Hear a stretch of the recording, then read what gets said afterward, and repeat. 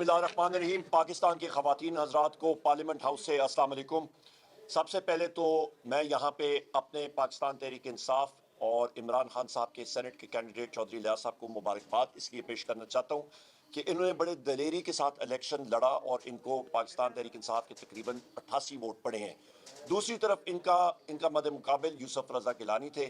اور یہ بھی میں کہتا چلوں کہ یوسف رضا گیلانی جو ہیں انہوں نے اپنی قومی اسمبلی کی سیٹ اس لیے چھوڑی کیونکہ ان کا معلوم تھا کہ مارجن ان کا وہاں پہ اتنا کم تھا کہ کسی بھی ریکاؤنٹ یا الیکشن ٹرائبیونل میں وہاں پہ وہ ڈسکوالیفائی ہو سکتے تھے اور ان کا لڑنا الیکشن کا وہاں پہ ری ون کرنا تقریباً ناممکن تھا. اس لیے انہوں نے رائے فرار اختیار کیا اور وہ سینٹ کی طرف آئے. پہلی بات. دوسری اہم بات یہ ہے سب سے اہم کہ اس وقت حکومت کے بینچز پہ جو زیادہ تر لوگ وہاں پہ مرد اور خواتین بیٹھے ہیں وہ فارم 47 کے بینیفیشری ہیں. اور اس کا مطلب یہ ہے کہ 8 فروری کو جو الیکشن ہوا تو 60 اور 70 ہزار کے لیڈ سے جیتنے والے کینڈیڈیٹس کو امیدواران کو صبح فجر کے ٹائم پہ ان کا رزلٹ تبدیل کیا گیا اور فارم 47 جو ہے وہ تبدیل کیا گیا جس کا ہم لوگ الیکشن ٹرائبیونلز میں بھی اور ہر جگہ پہ مقابلہ کر رہے ہیں.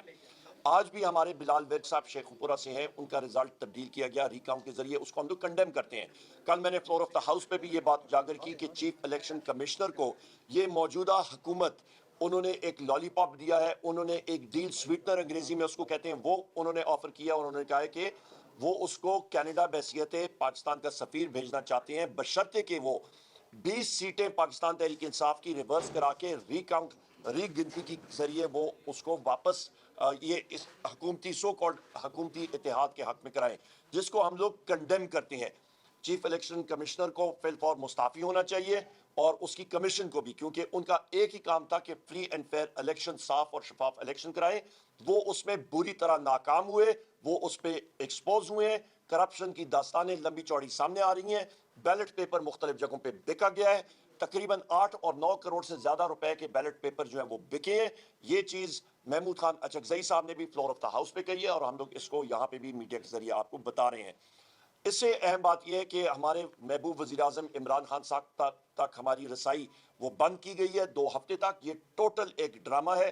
ہم لوگ ڈیمانڈ کرتے ہیں جوڈیشل پروسیس کے ذریعے بحیثیت لیڈر آف دی اپوزیشن مجھے اور ہمارے رفقائے کار کو وہ ایکسیس اپنے محبوب قائد وزیر اعظم عمران خان تک دی جانی چاہیے. بشرا بی بی کے کیس میں بھی ان کو جو فیسلٹیز ان کو دی جانی چاہیے وہ نہیں دی جا رہی. ان کو ایک چھوٹے سے کمرے میں وہاں پہ ان کو محصول کیا گیا ہے. ان کو پابند سلاسل آپ سمجھ سکتے ہیں اپنے گھر میں بنی گالا میں ان کے اوپر شدید ریسٹرکشنز ہیں اور وہ سمجھ رہے ہیں کہ بشرا بی بی عمران خان کی کمزوری ہے, پر ان کو یہ نہیں معلوم کہ بشرا بی بی عمران خان کی سٹرینتھ اور طاقت ہے. وہ الحمدللہ ایک بہادر خاتون ہے جنہوں نے خود اپنے آپ کو جیل اتھارٹیز کے حوالے کیا جس وقت عدالت نے ان کے خلاف فیصلہ کیا. ہمارے کیسز میں چاہے وہ توشہ خانہ ہو یا باقی کیسز میں اپیلز گئی ہوئی ہیں, وہ ہیئرنگز جاری ہیں اور ہمارے وکلاء بھی اس کے اوپر زیادہ بہتر طریقے سے بریف کریں گے. اور اس وقت بھی ہمارے جو پارٹی کے سیکریٹری انفارمیشن ہے رؤف حسن صاحب وہ بھی تھوڑی دیر میں اپنی بریفنگ دیں گے کور کمیٹی کے حوالے سے. ہماری ڈیمانڈ یہ ہے کہ عمران خان صاحب کے خلاف, وزیر اعظم عمران خان صاحب کے خلاف, بشرا بی بی کے خلاف, ہمارے چودھری پرویز الہی صاحب کے خلاف, شاہ محمود قریشی صاحب کے خلاف, ہمارے جو مرد حضرات پابند سلاسل ہیں, خواتین ہماری پابند سلاسل ہیں, ہمارے 300 زیادہ پولیٹیکل پرزنرز جو اس وقت پابند سلاسل ہیں, ہمارے 102 لوگ ملٹری کورٹس میں پابند سلاسل ہیں. یہ سب کے سب پولیٹیکلی کیسز بنے ہیں پولیٹیکل بیسس پہ. ان کے خلاف یہ کیسز فی الفور ختم کیے جائیں اور یہ سیاسی بنا پہ کیس جو بنے ہیں ان کی ایک ماڈرن ایک جدید معاشرے میں کوئی جگہ نہیں ہے اور ان کو فوری طور پہ رہا کیا جائے. اور جو غلط مقدمے اور کیسز بنے ہیں ہمارے باقی ساتھیوں پہ بھی, ان پہ بھی وہ کیسز ختم کیے جائیں کیونکہ یہ ایک سارے لوگوں پہ کتکن لگی ہوئی ہے اور فریڈم آف ایکسپریشن اور سپیچ اور اس کے ساتھ ساتھ آئین اور قانون کے بالکل برخلاف اور اس میں اس کے خلاف ہے. جناب کچھ افواہیں ہیں کہ عمران خان سے آخری ملاقات جب آپ لوگوں کی ہوئی تو انہوں نے آپ لوگوں کی ہدایت کی کہ اس کے بعد آپ لوگ استعفے دیں کو بھی سمجھتے ہیں. ایسی کوئی بات نہیں ہے. اچھا جی بتائیے گا کورٹ کمیٹی کے اجلاس میں ویسے تو اس کا نام یہ دائر کیا گیا ہے, طور پہ وہ بلایا کیوں گیا تھا اور اس کے اوپر پشاور کی سیٹ کا بھی اس پہ ہوا اور دوسرا یہ جو ملاقات کا رک گیا اس پہ ہم کیا کہیں؟ دیکھیں سب سے پہلی بات یہ ہے ٹکا خان صاحب کے کور کمیٹی کا اجلاس ہمارا ورچوئل ہم لوگوں نے کبھی اس کو ختم کیا نہیں ہے. یہ ہر دن بھی ہوتی رہی ہے, ہفتے میں 2 سے 3 بار بھی ہوتی رہی ہے, تسلسل سے ہوتی رہی ہے. ماڈرن ٹیکنالوجی ہیں کو استعمال پاکستان تحریک انصاف نے کیا ہے, اور اسی چیز سے ہمارے مخالفین جو ہیں وہ خائف ہیں. آج پہلی بار موقع ملا کہ ہم لوگ فزیکل میٹنگ کریں. کئی لوگ ہمارے مختلف ٹیکنالوجی کے پلیٹ فارمز پہ تھے, اور کئی لوگ ہمارے یہاں پہ فزیکلی پہلی بار مل رہے تھے, اور بڑا اچھا اجلاس ہوا. بڑے عرصے کے بعد الحمدللہ آمنے سامنے ہم لوگ بیٹھے تھے. اور دوسری بات ہوئی آپ کی کہ جی ہمارے چیف منسٹر علی امین خان گنڈاپور کی. علی امین گنڈاپور اس وقت جو ہیں وہ ایک چیف منسٹر ہیں خیبر پختونخوا کے, اور یہاں پہ نیٹ ہائیڈل پروفٹس کے اریئرز ہیں. اریئرز کا مراد ہے کہ جو واجبات مرکزی حکومت نے, فیڈرل حکومت نے خیبر پختونخوا کو ہر حالت میں دینے ہیں, وہ اس کے ریلیز کے لیے آئے تھے, جو کہ خیبر پختونخوا کا ایک حق ہے, اور اپنے حق مانگنے کے لیے آئے تھے. اور اس پہ اور کوئی لمبی چوڑی نہ داستان ہے, نہ کوئی چیز دیکھنی چاہیے. لیکن سر جو پریس بریفنگ تھی اس پہ تو مسکراہٹوں کا تبادلہ, اور انہوں نے کہا کہ بہت مثبت سوچ ہے, ہم آگے بڑھیں گے, معاملات کو آگے لے کے جائیں گے. تو پارٹی ایک طرف, کے پی گورنمنٹ ایک طرف.